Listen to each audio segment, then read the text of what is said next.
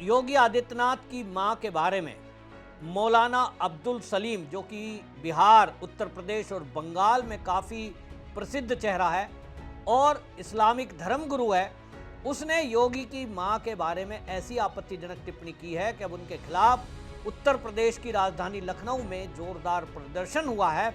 और इतना ही नहीं, योगी के मंत्री दानिश अंसारी ने सख्त एक्शन की मांग की है। पूरे देश से प्रतिक्रिया आ रही है, क्योंकि योगी आदित्यनाथ केवल उत्तर प्रदेश के मुख्यमंत्री मात्र नहीं है, वो पूरे देश के सनातनियों के आइकन हैं।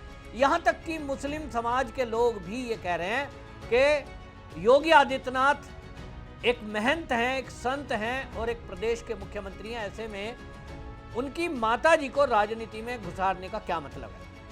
उनकी माताजी के बारे में जिस तरह से मौलाना ने अपशब्दों का इस्तेमाल किया है, वो ये कह रहा है कि योगी की मां को अगर मां का गोश्त किसी के पास मिल जाए तो उसकी टांग में योगी की पुलिस छेद कर देती है। असल में ये मौलाना, जो उत्तर प्रदेश में योगी आदित्यनाथ ने गोकशी कानून बनाया है, उसके विरोध में मुसलमानों को भड़का रहा था। ये मौलाना, आपको बताऊं, पहले भी बयानबाजी के लिए कई बार विवादों में रहा है।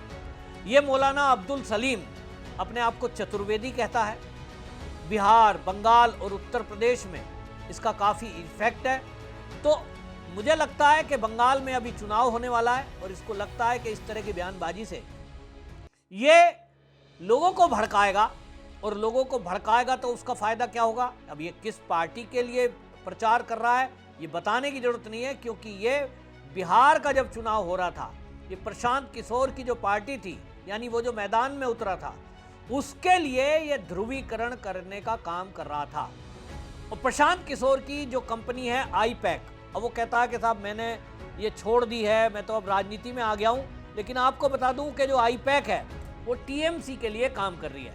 तो आप अगर लिंक कनेक्ट करेंगे तो आपको समझ में आएगा कि बंगाल में चुनाव होना है, चुनाव का प्रचार चल रहा है, उसकी व्यवस्था देखने के लिए जो कंपनी हायर की गई है ममता बनर्जी की तरफ से, वो आईपैक है।